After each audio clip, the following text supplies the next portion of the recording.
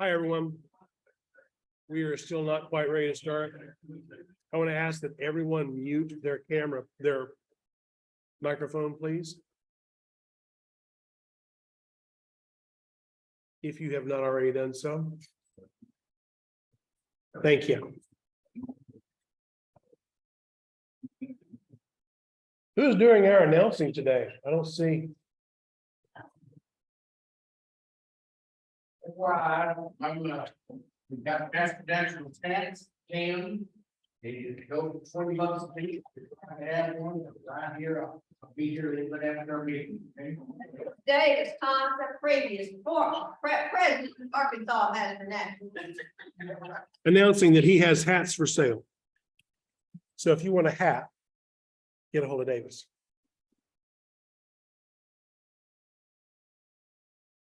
I know. Well, I don't see our usual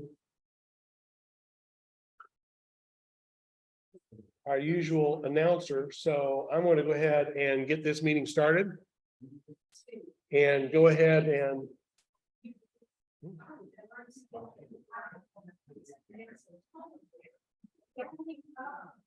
I will come get some in just a moment, I promise. You know what? I'm gonna let our speaker, when he gets back up here, I'm gonna let him introduce himself. Because I don't even have any introduction copy.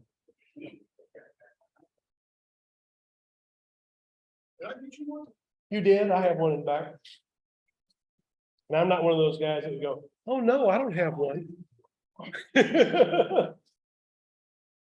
Okay, everyone, let's get this road on the show, as the saying goes. If you want to introduce yourself, tell them a little bit about yourself. In the camera. In the camp. Bum. My name is Rob Beadle. Yes, like the bugs, but a little different. My title is Director of Forestry Education. I work for the Arkansas Forestry Association Education Foundation. We're the state host for Project Learning Tree. So some of you may be familiar with Project Learning Tree. It's an environmental education curriculum that's been around since 1978. It's been in Arkansas since '79. And it's all encompassing environmental ed. So it's not just for classroom teachers, it's for those that work with student groups or scouts or 4-H. I have a lot of master naturalists that come through my trainings to get professional development. And they also receive the curriculum guide that has a bunch of hands-on activities. As I mentioned, it's all encompassing environmental ed. One thing I really like to do is a program on nature journaling, and that's what we're going to do this evening. A little bit of my background.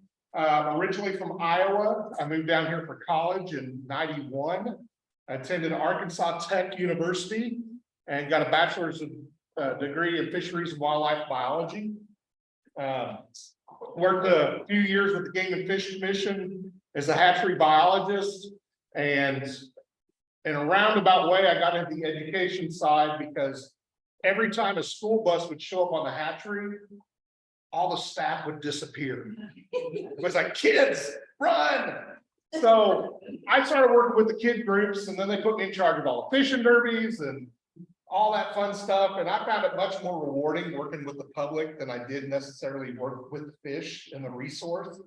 But I had the technical skills and background and knowledge to and the ability to communicate in a way that the kids and the teachers understood. And so that was kind of my introduction into environmental education. I've been with I left Game and Fish, went to Cooperative Extension for 4 years, worked out at the 4-H Center for a few years. I left there, went to the Department of Environmental Quality, did watershed education and water quality education there for several years. And I've been with the Arkansas Forestry Association for the past 15 years. So I really enjoy it, cover the whole state, do stuff regionally as well, and serve on several state and national environmental education boards and committees and stuff. So that's who I am. I live in Benton, office is here in Little Rock, and I cover the whole state with the programs that we do. So, we're gonna do a little nature journaling. What is nature journaling? Does anybody here nature journal? Does anybody here keep a journal? Okay, a diary or anything like that? Okay, my stepdad, he passed away a couple years ago at the age of 83, but he kept a journal since 1947. He made a daily entry every day that he was able, and it's in a 3-ring binder, and then they bound up the year, and he moved on to another binder each year. But you know, growing up on a farm, he lived on a farm, so it wasn't, you know, great revelations that he was recording. It was more of a data entry of how much rain they got on the farm. Farmer's Almanac. It's kind of the same, yeah. Cow 47 had a calf. They got 3.2 inches of rain overnight, you know, stuff like that. But it was historical, and he could look back on his entries, and it was rather interesting to go through. And he called me on a couple things before, because I remember I used to go home for Thanksgiving every other year, and I was talking to my mom, and she's like, "Are you coming up for Thanksgiving?" I was like, "No," I said, "I was up there last year," and kept on talking to mom. Then I hear Bob in the background, and mom says, "Bob said you weren't here." I was like, "What?" He's looking at his journal last year, and he said you weren't here, and I was like, maybe I didn't come up last year. I thought I did. Okay, well, I guess I'll see you at Thanksgiving. So, but nature journaling. So what's the difference between a journal, nature journal, and a diary? Okay. I would think a diary is more internal and a journal is more what you observe external. Okay. A diary and journal are often used interchangeably, but there's actually a difference between the two. A diary is something that is more likely to be used every day to record specific things that happen on a specific day. It can be used to record feelings, moods, and emotions. The contents of a journal, on the other hand, are not necessarily constrained by the dates on a calendar. Journals can include observations, random thoughts, lists, ideas, pictures, doodles, memories, or anything else that comes to mind. So what are some, can anybody think of some famous journals that are in print? Any famous books that may be written journal style? David Sedaris. What's that? David Sedaris. I don't even remember that one. What's that? He's a writer, and his books are all just from anywhere from a short story journal entry that he did to today I went to the grocery store and a woman had on a crazy shirt and he found it interesting, and that's one of his journal entries. Okay. Yeah. Any others? Sure. Darwin, voyage of the SS Beagle or HMS Beagle. Anything else come to mind? Anne Frank. Okay. How about, you guys should be familiar with this. Sand County Almanac. Yeah. Pretty famous one there amongst our group. And there's one that's still in the top 10 bestsellers. It has been for decades. Decades. Price. Probably over a century. What's on the top seller for so long? What's that? You're talking about Farmer's Almanac. No, No. the Bibles. You guys ever thought about the Bible written journal style?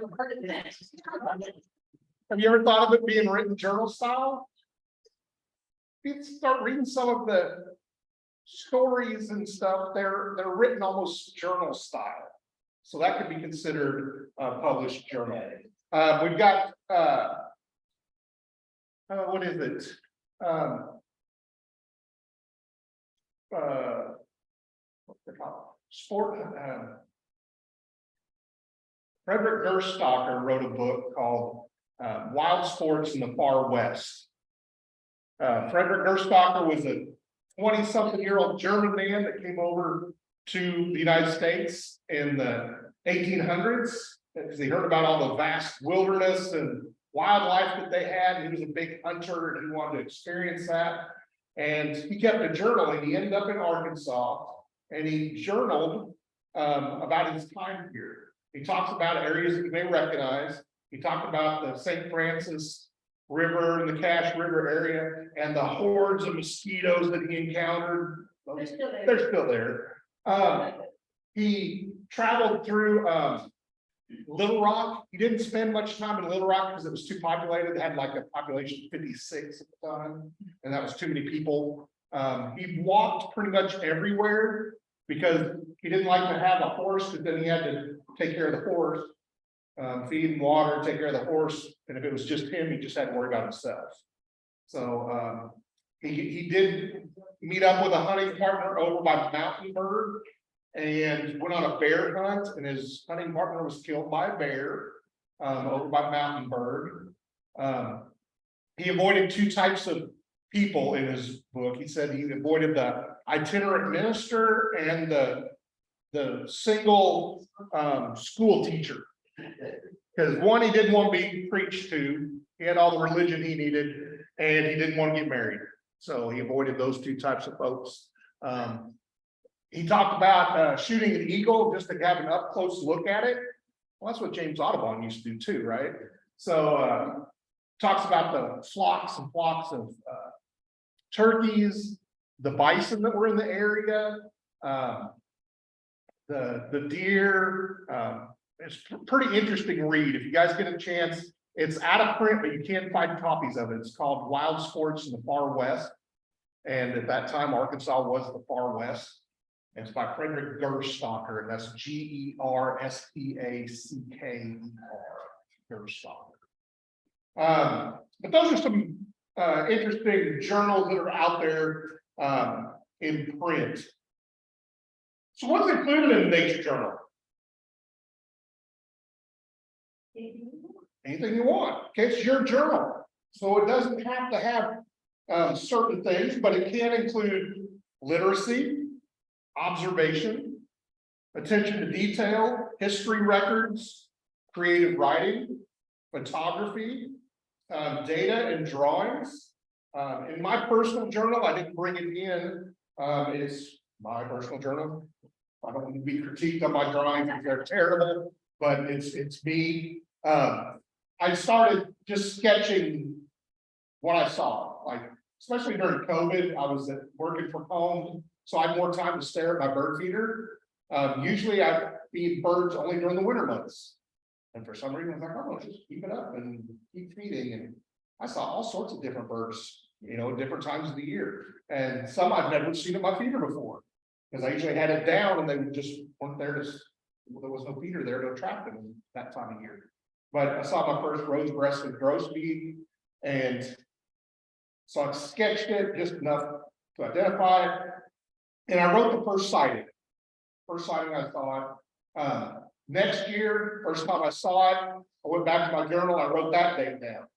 And then the next year, and it's interesting, they're coming like within 2 days apart is their first sightings. I've had that with indigo buntings and several other species, but it's just weird how they're like so on time. And when certain flowers bud out, my dogwood, I put on there when it first blooms out. And it's a little late this year, but that's we had kind of a weird early spring and late spring and all that. So I've got on the back table a variety of different journals that are handmade journals. Some are just used cardstock for front and back cover and cut paper for the inside. The binding can be whatever you want. Some of those just have hole punches and use a rubber band. The ones you have use rubber band and coffee stirrers. So those are coffee sticks, little coffee stirrers, wooden coffee stirrers. You can also use the bamboo skewers. You can get like a bag of like 50 of those for $2. And you can break those to the right size. They work well. You can use twine. Some of them are index cards, journals. I saw those back there. I like the index card ones. They work good for smaller, for kids, because one side's blank and one side's lined. So they got lines to write on, and then they also have a blank side for drawing on. Those work well. And then also the gift bag journals you see back there with the handles on them. Those make great journals as well. You cut them down the sides and bind them up at your front and back, and it's got a little carry handle for the kids to carry around, or those, like kids loosely there. So a lot of different opportunities of making different journal styles. I do a full 3-hour and 6-hour journaling workshop. You guys are getting just a taste of it in about an hour, 45 minutes. And so we're going to jump into an activity with our journals, utilizing your journals. And one of the hardest things when journaling to get started is overcoming the blank page. Where do I start? What do I do? Okay, so on the very, let's see. First off, and since it's 100 degrees outside, I brought nature inside. So I have on this table an assortment of nature objects. I want you guys all to come here and select a nature object. And this is going to be something that you're going to ultimately sketch. So keep that in mind, man, butterfly, this. But hey, you can draw that. We'll prove that here in a bit. So pick an item. I do need these back, but I want you to pick an item off the table and just random nature objects that we're going to use in our activity. Hope you guys are still following along there.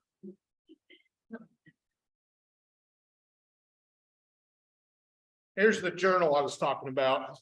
It's got the coffee skewer hole punched with a rubber band poked through, holding the binding.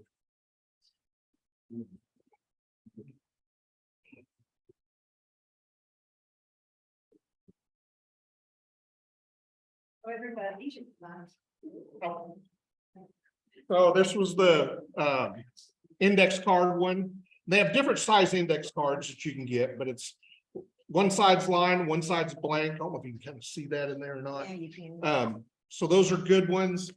Then this is my nature or my gift bag. Just cut down the sides. I actually stuck a piece of cardboard in there to give it some rigidness for when you're writing. But then you got the handles to carry it around as well. There you go.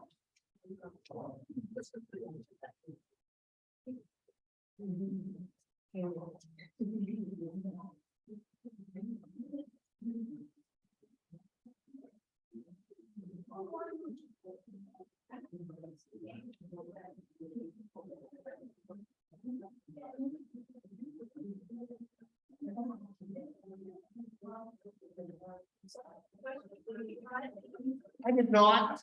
That one. Not too bad. Throwing them off my bumper. Yes, I did. Yes.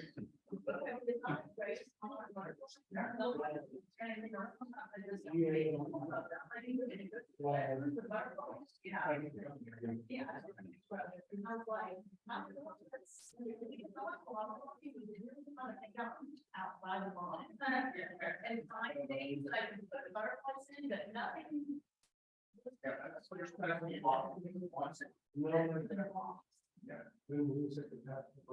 I'm back.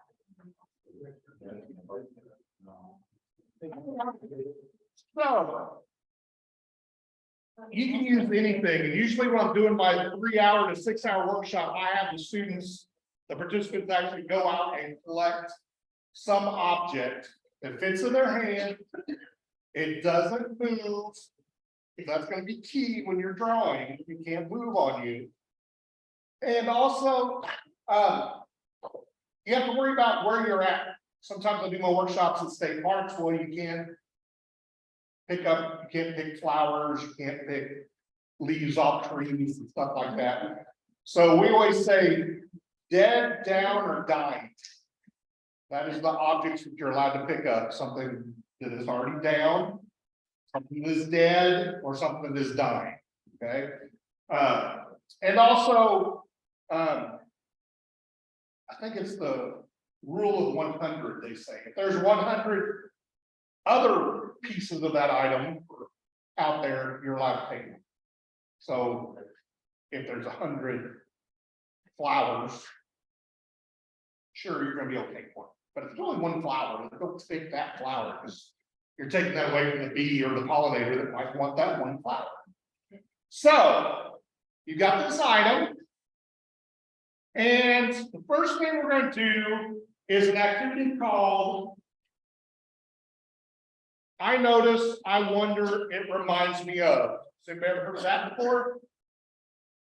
Pretty standard practice in journaling. So on the first page, or a blank page in your journal, I want you to write at the top of the page, I notice, ... And I want you to look closely at your object and jot down several things you notice about your object. And it's anything you notice. Create a little list of things you notice on your object or about your object.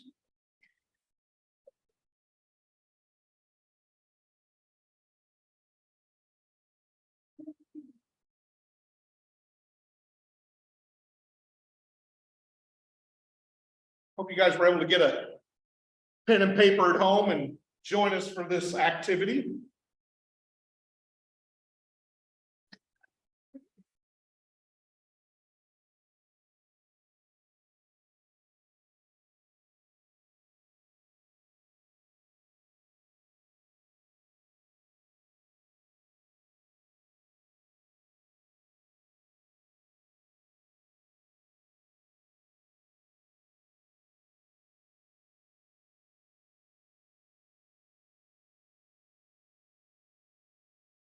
Yeah, another minute or so to finish up.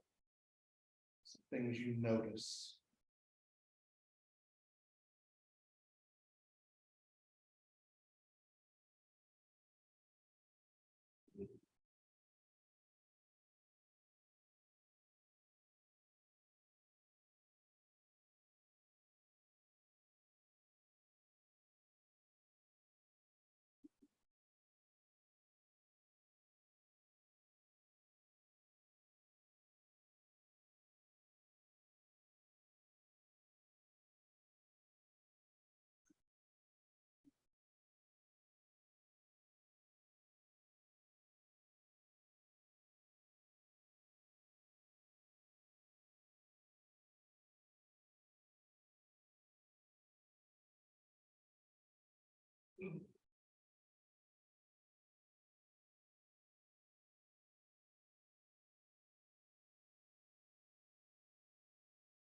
All right.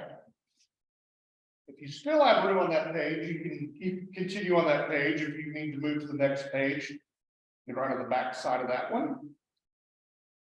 And you're going to look closely at your object again, and in your journal, write the phrase, I wonder, ... I wonder, ... Jot down several things you wonder about your object. Jot down several things you wonder about your object.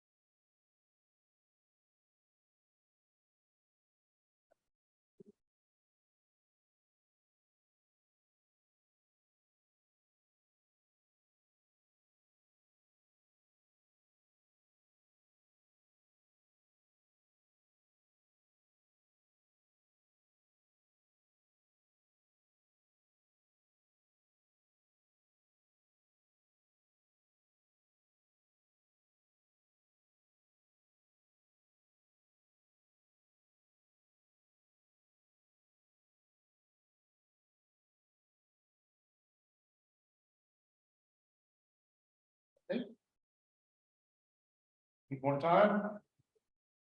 All right. Now write down the phrase, it reminds me of, ... It reminds me of, ... And then write down a reflection, a memory, or a thought that this object evokes in you. Write down a reflection, a memory, or a thought that this object evokes in you.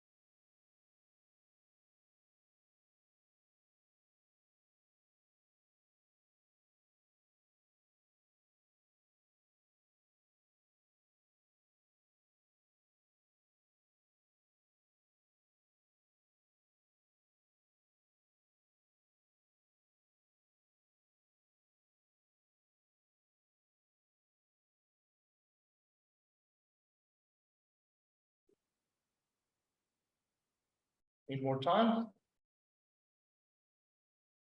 All right, you guys have overcome the blank page. You got something in your journal, you got it started. So this exercise, I notice, I wonder, it reminds me of, encourages one to make observations, ask questions, and relate their findings to past experiences. It helps one learn that descriptive observations are different from statements of opinion or identification. So it's a good icebreaker, a good way to get started. Does anybody want to share their I notice with us? Sure. So, do you ever write down what it is you're observing? You can do that. You can write down what it is, what your object is. Yep. This is your journal, so however you want to present it or to go back and reflect on, because that's what a journal is. It's something you can go back and reflect on. So yes, if you want to remember what you were looking at, might be a good thing to do. Does anyone want to share their notice, what they notice? Sure. I noticed, I noticed something from the beach. Okay. And then when I picked it up, I noticed it had a star patterns in the center of it. And then I wondered if all sandstones have that star pattern, and I wondered where this one came from. Because I've seen sandstones before and I've never noticed a star pattern.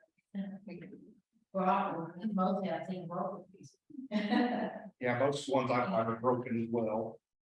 And I picked the sandstone off the table because it reminds me of the very first time that I saw a sandstone.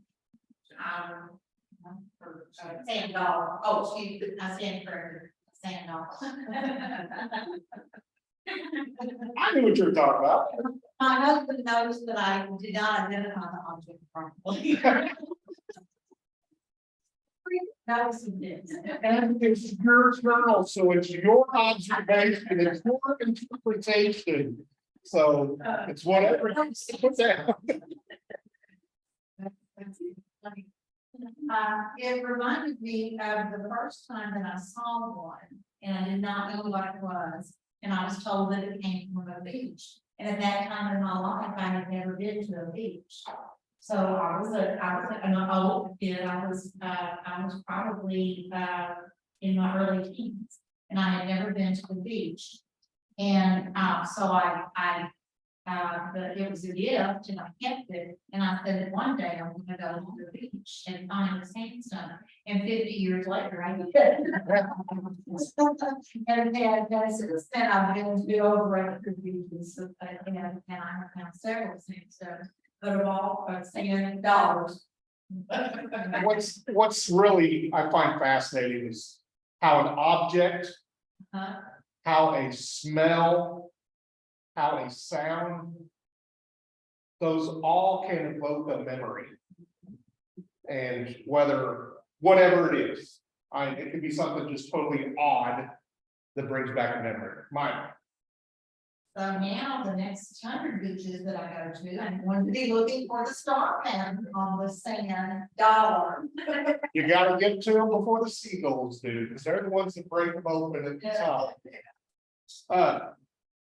Yeah, the scent that evokes a good memory to me is, and it's weird, I know, it's diesel fuel.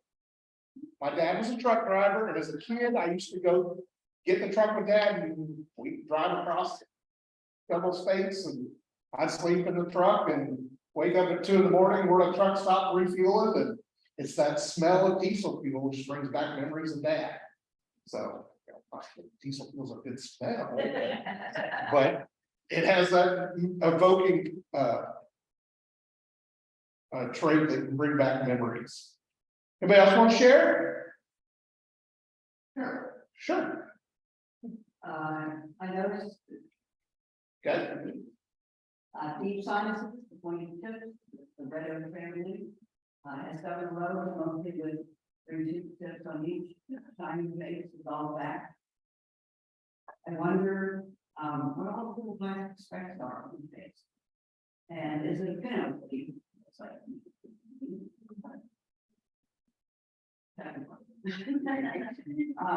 And was it pressed? Because it's very black. Most of the time, you say, you know, it's hard to get them to stay alive. It reminds me of Pinos in the park in the park. Near the concert pagoda, you go down to watch the concert. The inner row was some smaller trees, but the outer area was called Pinos, with their very ruby legs.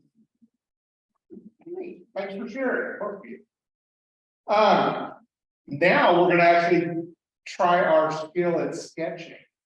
Okay, and there's some things, we're gonna go through a couple of activities of exercise with these. So you can start on a blank page. Start with a blank page. Now listen to the directions completely before I start this, because these are gonna be timed events. Yes, that's the whole point of that.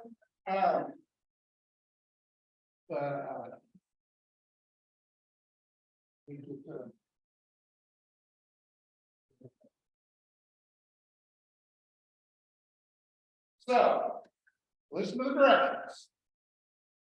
This is called blind contour, and you can write that at the top of your page, blind contour. This is a good warm up for loosening and getting focus. We'll start this without looking at your paper at all. Keeping your eyes only on your object, quote unquote, traced in a continuous line across your paper, everything you see. Don't look at the object, don't lift your pencil, or stop until you have drawn all lines, outlines, markings, and so on. No, well, you just said, don't look at the object. Don't look at the paper. Paper. Okay. So keep your eye on the object, but don't look where you're going. Try not to draw the page. Try to stay on your paper. So you can go around from left to right or right to left. Just complete the form. Go slowly and look very carefully at your form. Don't peek at your paper. You have 2 minutes. Ready? Again, just leave your pencil on your paper the whole time. Start. This is called blind contour.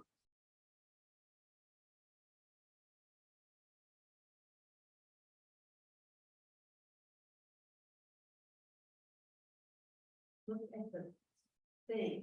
Okay, Correct. so we're just looking there. Don't look at me. Hopefully you're not drawing me.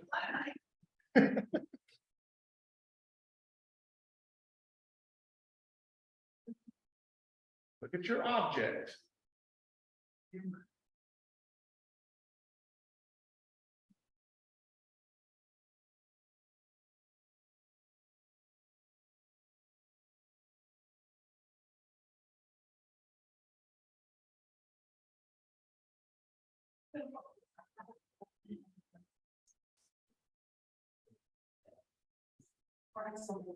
You're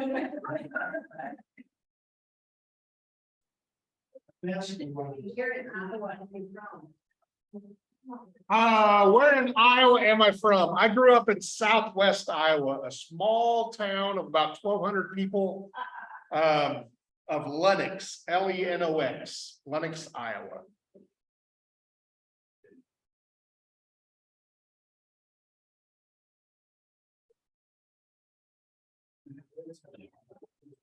What's that? Okay.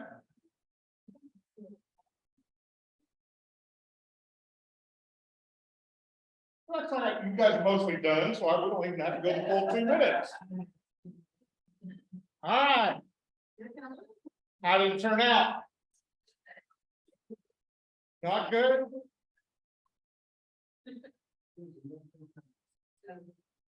Okay, so that was blind contour. Now we're going to do, I'm sorry, getting off screen there, modified contour. So find a new page, be the back side of that page, or it could be a separate page there. This one's called modified contour. Again, you're gonna have 2 minutes. Or up to 2 minutes. Some of you guys are speed demons there. You're going to draw the same object, allowing yourself to look at the paper and the object, but still do not lift your pencil off the paper. So draw with one continuous unwinding line, like a spider spinning a web. Just keep that pencil on the paper at all times. But you can look at the object and your paper. 2 minutes. Ready? Go.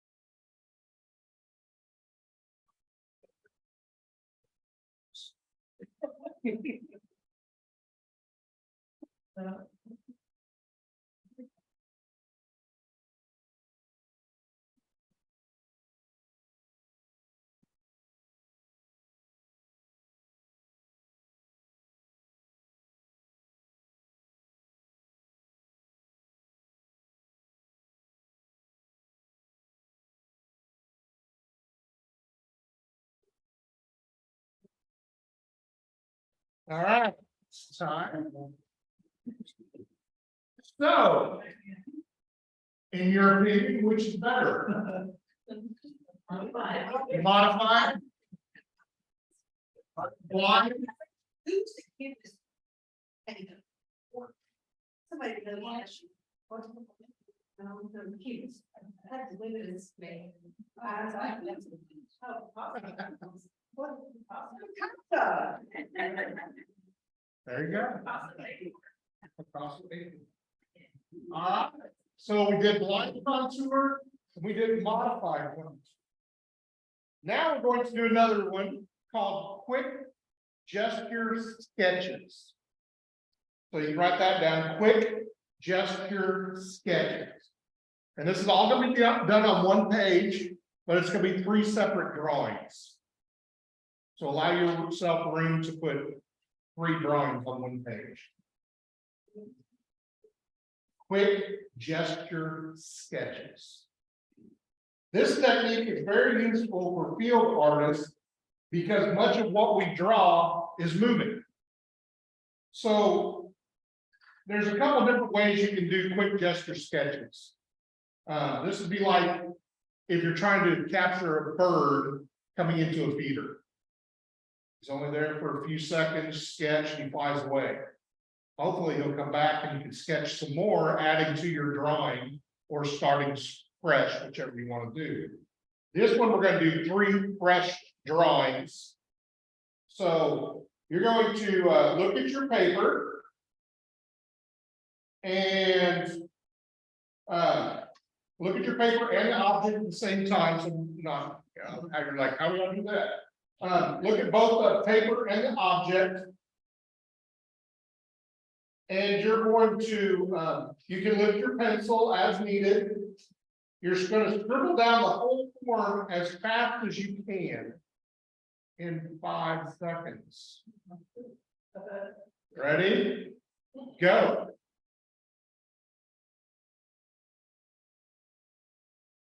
Stop. All right, that was 5 seconds. So you can write the time beside that as 5 seconds. Next, you're going to do the same thing in 10 seconds, but you're going to start a new drawing. And you're going to have 10 seconds to draw. Start now.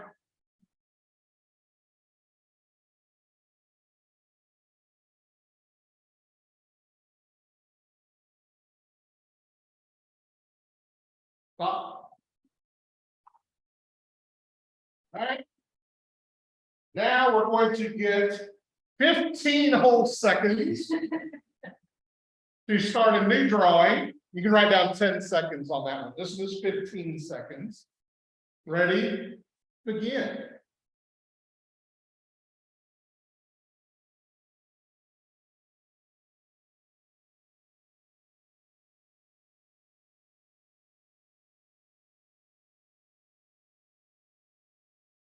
Stop.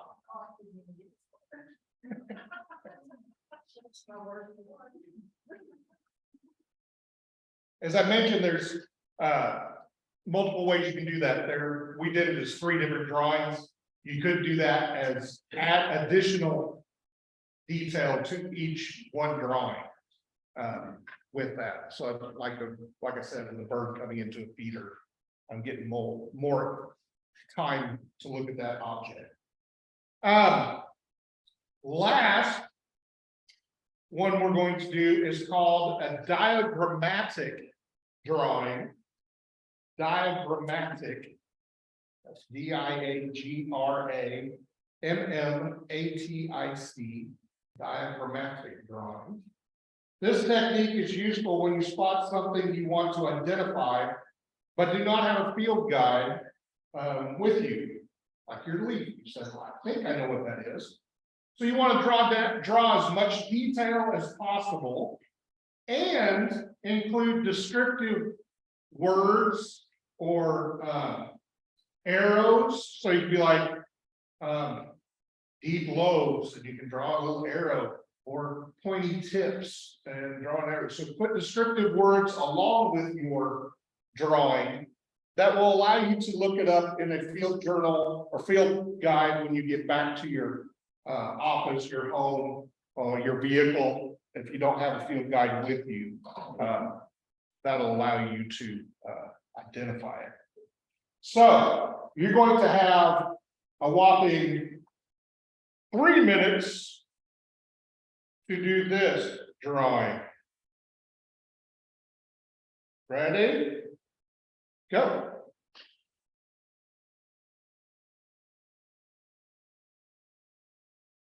Add written notes of the object's size, color, shape, and name if you know it. Record enough information to help you identify it later.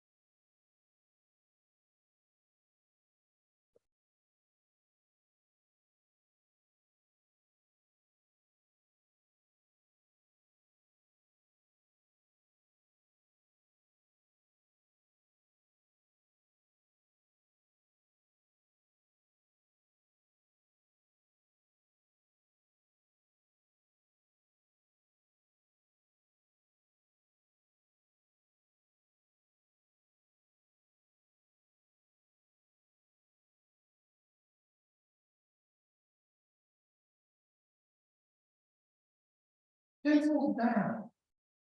Oh. Pencils down. All right, so you should be able to take this back and identify what you have, based on your sketch, based on your descriptive words.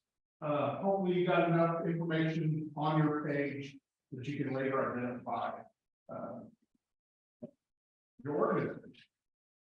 These are just basic intro to sketching. A lot of these, or these three examples come out of Keeping in Nature Journal by Claire Walker Leslie. She's a world-renowned nature journaling expert. She has some great tips. This is the door prize today. You guys are gonna get this. So if you didn't get a ticket, let me know and I'll get you a ticket. I want some. You want? I hope you guys will consider coming to one of my workshops in the future that is a longer example of this. We get to do more of the exploring of nature and nature objects. I've got a handout that's kind of nature ideas. It says nature ideas for kids, but hey, we're all kids. But it's gives you kind of some prompts to use in your journaling as you're walking around with your nature journal. So let's explore nature. Walk and observe your surroundings. Count and draw. Find one berry. Find 2 nuts. Find 3 flowers. Find 4 birds. Find 5 bugs. Find 6 trees. Find 7 leaves. Get some kids looking, observing, counting. Then it has, I notice, I wonder, it reminds me of activity on there. The ABCs of nature. So choose a letter of the alphabet and search for that nature item that begins with that letter. My nature poem. Find an object in nature and write a poem about it. Try this simple poetic style, acrostic or name poem.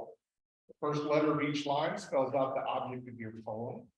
So this example is tree, towering, reaching towards the sky, embracing the clouds, evergreen. Okay. And then this is a fun one to do as well. It's called color match. So pick a color and try to find examples of shades of that color that occur in nature. So you can do a box of crayons and just have kids, yourself, pick a crayon out of the box and see if you can match that color in nature. Also, what I like to use are paint samples. Go to Lowe's, Home Depot, Walmart, and just get a short of color swatches. And they don't have to be just the neutral earth tones and stuff like that. Because I always have like a fuchsia in there or some real odd bright color. Kids will swear like, I want that one, you can't find that in nature. Sure enough, they do. And every possible color you think of is out there in nature. And it is easier to find your greens, your browns, and such, but you can find blues out there. So look for those. So you can get your color swatches. And also what I like to point out is the names of some of these. That one, over there. Glasses. This is the living stream, is that blue? So they're usually some name with nature to help give you an idea.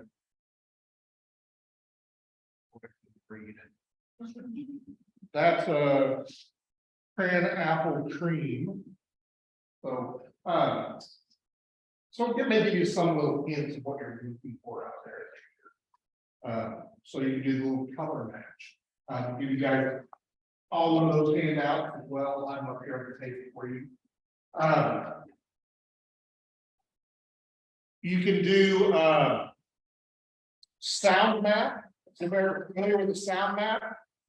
So you can just on a blank piece of paper, go out and take yourself outside, and any type of environment, could be an urban, could be rural, wherever you have available to you. And on a blank piece of paper, put an X in the center of the page, and that's where you're at. You're either standing or sitting. And give yourself about 5 minutes to listen to all the different sounds you hear and place them on the map of where, like, I heard a bird chirping over here, heard a car over here. So you can just put an X, you can draw a picture, you can draw a picture of a car, picture of a cow. Can you use words? What's that? You can use words. It's your journal. It's however you want to record your information, but it's a sound map of what you heard from that instance. And I've done it in urban settings where they're like, well, all we're going to hear are cars. You'd be surprised what you hear wherever you're at. So that's your sound map. You can do poetry, nature poems. We do an activity in my lesson where I don't blindfold you, you blindfold yourself. And your partner leads you around and finds a tree, picks a tree for you that does not have poison ivy on it, and lets you feel the tree, feel the bark. You're blindfolded, you're feeling, touching, getting familiar with the tree. And then they back you away and then walk you and lead you off. And then they unblindfold you, take off your blindfold and see if you can find your tree based on touch And also from a little memory of what I stepped on while I was on grass and on gravel. Across pavement, so you can use that, use your senses and observations to see if you can locate your tree. There's a lot of different activities you can do with nature journaling. And what I use with my teachers or help promote with my teachers on nature journaling is it's cross-curricular. It's not just science. It's not just language arts or creative arts. It's PE, it's music and movement, it's all encompassing curriculum. So it's a way of bringing nature into a language arts and English class. It's a way of bringing English and writing into a science class. Mathematics, you're recording data. So you can have graphs, you can have tables, a variety of different skill sets can be included in nature journaling. It's whatever you want to put in the pages. It's your journal. So are there any questions for me? How about the sense of smell? Sense of smell, there is a project learning tree activity. Where we actually use essential oils in marking. We put them down with essential oil on trees and see if students can find those trees based on the sense. There's also I do an activity with essential oils and Q-tips, and I have it set up ahead of time to where there's a match for each of those, and people have to find their match based on the scent. And then of course, after you smell all sorts of stuff, you're like, I don't even smell anything anymore. That's why we use coffee grounds. Coffee grounds are a way of resetting your senses, your olfactory nerves, and cleans out your smeller, your sniffer, and you can start fresh after smelling coffee grounds and stuff. Lots of fun hands-on stuff. So where do we find your information as far as where your class?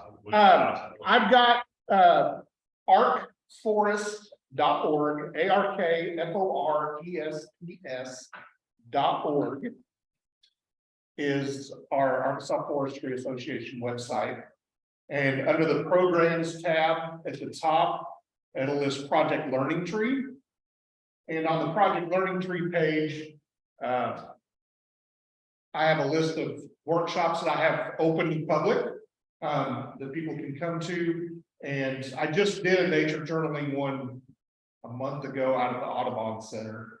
It went pretty well. I had 21 people signed up for it.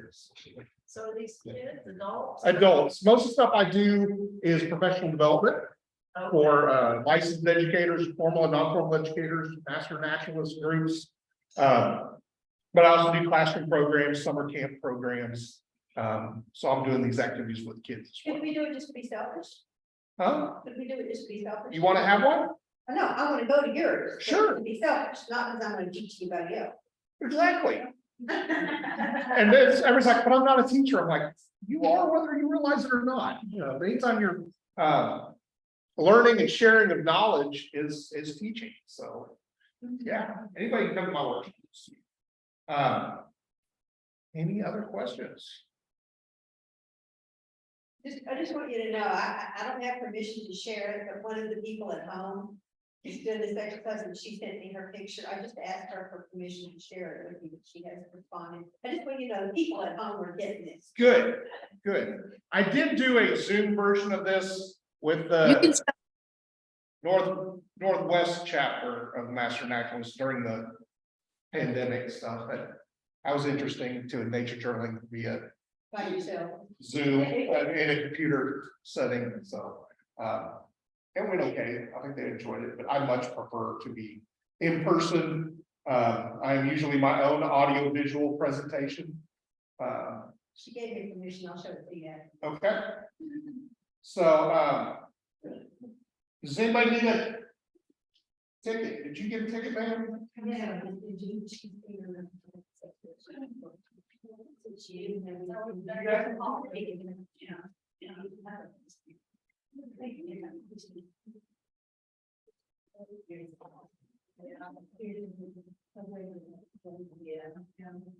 Everybody else got one?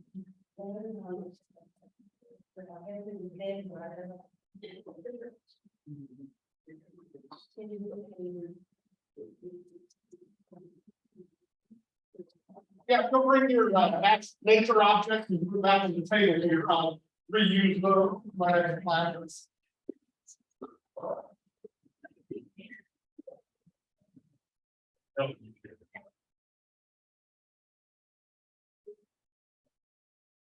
And our lucky winner is.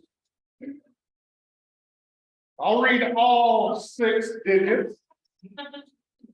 6, 7, 6, 5, 7, 9. We don't even get it.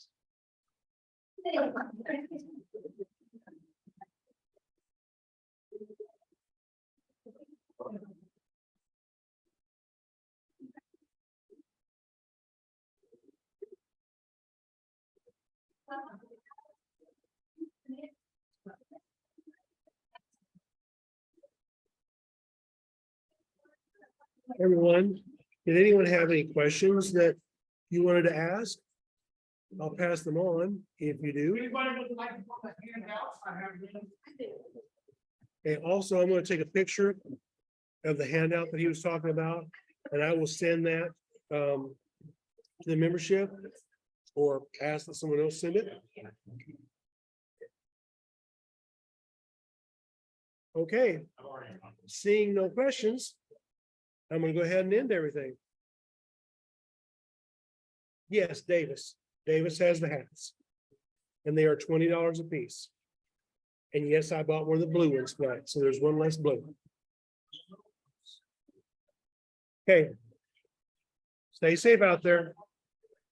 Thank you.